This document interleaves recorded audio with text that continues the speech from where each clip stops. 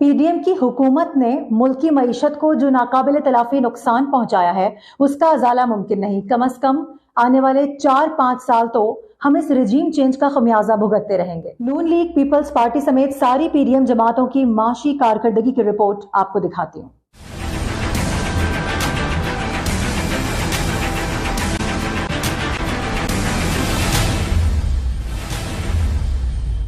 P T I کی جب حکومت گئی تو اس وقت معاشی ترقی کی رفتار 6.1% تھی۔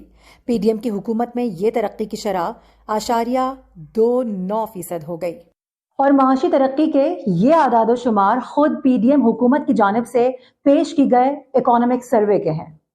صنعتی ترقی کی رفتار پی ٹی آئی کے آخری سال 7.19% تھی، جبکہ پی ڈی ایم کی حکومت میں صنعتی ترقی کی شرح -2.94% ہو گئی۔ بڑی صنعتوں کی ترقی کی شرح پی ٹی آئی کے دور حکومت میں 10.61% تھی، جو پی ڈی ایم کی حکومت میں کم ہو کر -8.11% پر آ گئی۔ صنعتوں کا جو حال پی ڈی ایم کی حکومت میں ہوا ہے پاکستانی تاریخ میں پہلے کبھی نہیں ہوا۔ خدمات کے شعبے میں گروتھ 6.19% سے کم ہو کر 0.86% پر آ گئی۔ زرعی ترقی 4.4% کم ہو کر 1.55% پر آ گئی۔ مجموعی جی ڈی پی جو پی ٹی آئی کے دور حکومت کے اختتام تک $383 ارب تھی، پی ڈی ایم کی حکومت میں کم ہو کر $341 ارب پر آ گئی۔ ترسیلات $31 ارب سے کم ہو کر $27 ارب پر آ گئی۔ مہنگائی کی شرح 11% سے بڑھ کر 28% پر پہنچ گئی۔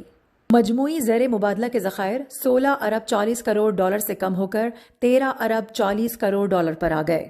$1 186 سے بڑھ کر $287 پر پہنچ گیا۔ پی ٹی آئی کے دور حکومت کے اختتام پر پیٹرول $150 لیٹر تھا، جو پی ڈی ایم کی حکومت کے اختتام پر $273 فی لیٹر پر آ گیا۔ اسی طرح پی ٹی آئی کے دور حکومت کے اختتام پر ڈیزل $144 فی لیٹر تھا، جو پی ڈی ایم کی حکومت کے اختتام پر $273.40 پر پہنچ گیا۔ تو جناب، یہ ہیں معاشی اعداد و شمار۔